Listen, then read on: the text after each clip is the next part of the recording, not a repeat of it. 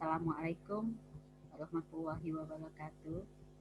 Semoga mahasiswa Bunda selalu dalam keadaan sehat walafiat dan selalu bersemangat, semangat, semangat, semangat. Bertemu kembali dengan Bunda Umul pada mata kuliah Sejarah Sastra pada pertemuan kedua. Kita masuk pada sastra Indonesia.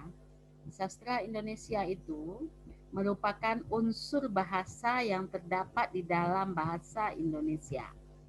Berdasarkan garis besarnya, sastra berarti bahasa yang indah dan tertata dengan baik dan gaya penyajiannya menarik sehingga berkesan di hati pembaca. Jadi yang namanya sastra itu bahasanya harus indah, harus bahasa yang estetik, bukan bahasa yang asal-asalan ya. Untuk mengindahkan atau mengestetikkan sebuah tulisan atau bahasa, maka kita semua harus memahami yang namanya majas. Jadi majas itu adalah perumpamaan ya, bahasa-bahasa perumpamaan. Dengan menggunakan bahasa-bahasa perumpamaan, yaitu disebut majas, maka bahasa kita menjadi indah dengan dipadukan dengan kalimat-kalimat yang teratur dan mudah dipahami. Pengertian sastra, sastra adalah kata pinjaman dari literatur Sanskerta, yang wik berarti teks yang mengandung instruksi atau pedoman. Dari arti kata sas, instruksi, dasar atau mengajar. Dalam kata Indonesia digunakan untuk merujuk sastra atau semacam tulisan yang memiliki arti atau keindahan tertentu. Jadi sastra itu harus indah, harus mempunyai makna, ya, mengandung makna kias, sehingga dia mengandung keindahan di sana. Pengertian sastra menurut ahli, Bunda menggunakan di sini pendapat Ahmad Badrun. Ahmad Badrun menyatakan bahwa sastra adalah suatu kegiatan seni yang menggunakan bahasa dan simbol lainnya, garis sebagai alat dan imajinasi. Jadi selain bahasa, dia juga menggunakan simbol. Misalnya simbol alisnya bagaikan semut beriring. Berarti simbolnya semut yang beriring, yaitu rapi. Kita lihat semut berjalan dengan rapi, maka ibaratkan, umpamakan serapi itulah alisnya. Kemudian rambutnya hitam panjang terurai. Itu disimbolkan dengan mayang terurai. Larinya cepat bagaikan kilat. Cepat di sana diumpamakan dengan kilat. Ya, itu disebut dengan simbol-simbol yang digunakan agar terbentuklah keindahan dalam suatu bahasa. Pendapat kedua, menurut Mursal Einstein, menyatakan bahwa sastra adalah pengungkapan sastra fakta sebagai manifestasi artistik dan imajinatif kehidupan manusia atau masyarakat melalui bahasa sebagai media dan memiliki efek positif terhadap kehidupan manusia atau kemanusiaan. Jadi fakta-fakta yang terjadi diangkat menjadi suatu cerita, dikemas dengan suatu cerita yang indah, ya, dari topik tertentu, suatu kejadian fakta diangkat menjadi sastra, dikemas dalam bahasa-bahasa yang indah, ditambah dimodifikasi lagi dengan cerita-cerita yang lain, sehingga dia menjadi suatu karya sastra. Contohnya novel. Novel itu diangkat dari kisah-kisah hidup manusia dengan lingkungannya. Ya, novel itu diangkat menjadi sebuah film. Novel dari cerita masyarakat dijadikan dalam bentuk tertulis. Setelah bentuk tertulis dari novel dijadikan dalam bentuk lisan atau tontonan. Nah, ya, maka itu yang disebut dengan artistik, ya, imajinatif kehidupan manusia. Pendapat ketiga, menurut Angleton, panggilan sastra tulisan ada yang halus. Jadi katanya sastra itu adalah tulisan yang halus.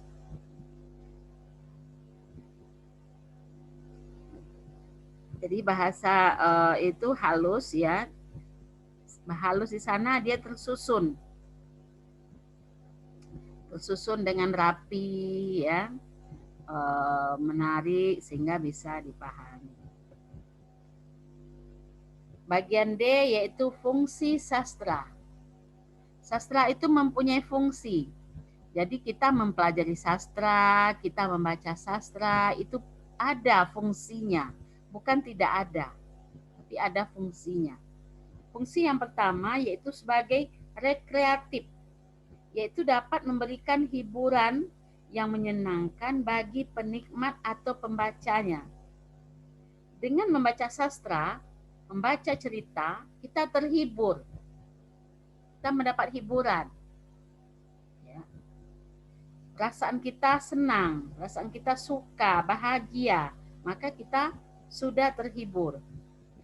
Fungsi kedua yaitu fungsi didaktif, yaitu sastra mampu mengarahkan atau mendidik pembacanya karena nilai-nilai kehidupan yang terkandung di dalam cerita atau sastra itu.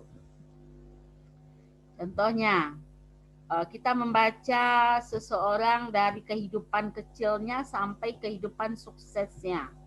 Maka kita akan mengambil hikmah di sini. Bagaimana orang ini bisa sukses? Bagaimana dia bisa sampai naik pada level kesuksesan yang tertinggi? Padahal dia dari keluarga yang tidak mampu.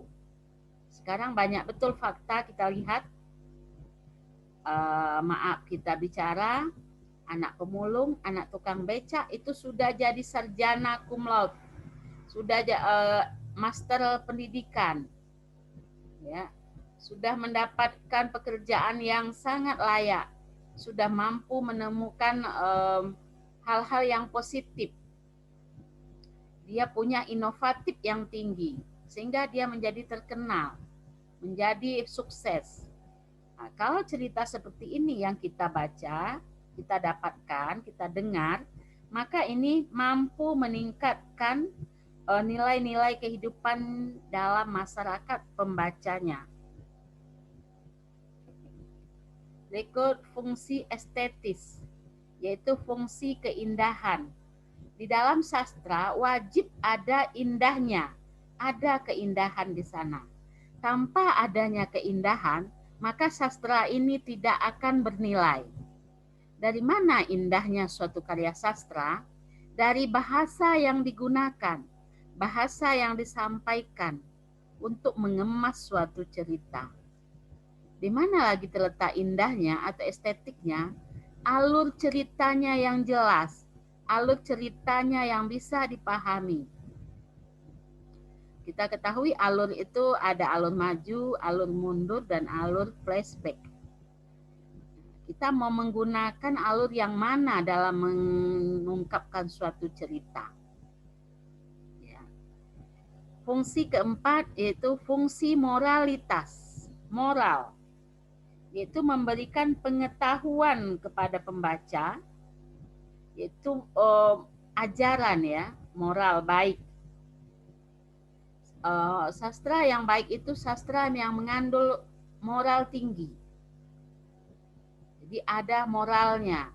Contohnya, sastra itu dalam kehidupan bermasyarakat yang sifatnya gotong royong, tolong menolong. Semua pekerjaan dilakukan dengan sifat gotong royong, tolong menolong. Tidak ada pakai upah, tapi dia menggunakan gotong royong.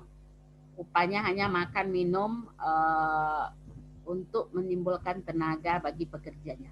Ini salah satu budaya hidup masyarakat pada zaman dahulu. Maka ini adalah moral yang sangat bagus untuk ditiru. Ini contohnya moral ya. Kemudian bagaimana seseorang atau manusia mampu atau mau menolong hewan. Ini juga moral. Hewan harus kita bantu, lihat juga hewannya ya. Bukan semua hewan harus kita bantu. Ini juga termasuk moral. Kemudian kita masuk pada tujuan sastra. Sastra itu mempunyai tujuan. Satu, bertujuan atau fungsinya itu religius, yaitu untuk menghadirkan karya-karya sastra yang mengandung ajaran agama yang dapat diteladani oleh para penikmat atau pembaca sastra. Jadi nilai-nilainya juga ada religius, bukan hanya nilai-nilai yang tidak bermakna. Jadi nilai-nilai agama. Bagaimana seorang anak kecil bisa tahfidz, seorang anak kecil hafal doa-doa, anak kecil yang berbakti atau anak yang berbakti pada orang tuanya, anak yang mengetahui memahami keadaan orang tuanya, ini termasuk religius. Jadi yang berhubungan dengan agama itu adalah nilai religius. Kemudian periode sejarah sastra Indonesia ada masa kelahiran. Jadi sastra itu lahir pada tahun 1900 sampai 1945 yang dapat dibagi sebagai berikut. Periode 1933 sampai 1942. Kemudian kedua periode 1942 sampai 1945. Itu masa periode awal kelahiran. Kemudian ada masa kedua, yaitu masa perkembangan. Masa perkembangan terjadi pada tahun 1945 sampai dengan sekarang. Satu, yaitu periode 45 dari kita kemerdekaan, setelah kita kemerdekaan sampai 53, itu periode pertama. Periode kedua dari 1953 sampai 1961. Periode ketiga dari 1961 sampai masa sekarang atau sampai saat ini. Itu disebut masa kelahiran dari sejarah sastra. Jadi ada masa awal, ada masa perkembangan. Untuk masa perkembangan atau periode sastra dan contoh-contoh karya sastranya, pada pertemuan ketiga atau pertemuan berikutnya akan kita bahas. Tapi untuk pertemuan kedua ini kita cukupkan sampai di sini saja materi singkat kita. Kita masuk, jadi simpulannya sastra itu mengandung keindahan. Sastra itu mengandung nilai-nilai, nilai moral, nilai agama, nilai kehidupan, dan sebagainya. Jadi ada nilai-nilai kehidupan yang positif yang bisa kita ambil. Makanya sastra harus menarik untuk dibaca. Ya, jadi jangan ada yang berbicara sastra itu tidak ada gunanya, sastra itu tidak ada nilainya. Itu sangat salah. Wah, dalam sastra itu banyak tergantung nilai-nilai pendidikan, nilai-nilai kepribadian, ya, karakter. Cukup sampai di sini materi singkat kita. Kita masuk pada tugas kedua. Tugas yang pertama, sebutkan sastra apa yang Anda ketahui atau yang pernah Anda tonton, baik itu berupa Anda baca dan Anda tonton, baik itu berupa buku, perekaman, atau tontonan. Boleh Anda sebutkan tiga-tiganya, boleh salah satu, sesuai dengan pengalaman yang sudah Anda peroleh. Pengalaman apa yang sudah Anda peroleh? Kedua, sebutkan apa makna yang terkandung dalam sastra tersebut. Jadi dari sastra yang sudah Anda baca, Anda tonton, atau Anda saksikan, nilai apa yang terkandung di sana? Anda sebutkan, Anda berikan contohnya. Yang ketiga, Amanat apa yang dapat Anda ambil dari tontonan tersebut, dari bacaan tersebut, atau dari rekaman tersebut? Apa nilai yang bisa Anda ambil? Ya, Anda sebutkan nilai-nilai apa yang bisa Anda ambil di sana. Jadi ada 3 tugas pada pertemuan kedua. Anda bisa tulis tangan di sebuah buku, nanti Anda kirim sama Bunda, Bunda akhiri. Wabillahi taufik wal hidayah. Assalamualaikum warahmatullahi wabarakatuh. Mbak Sastra.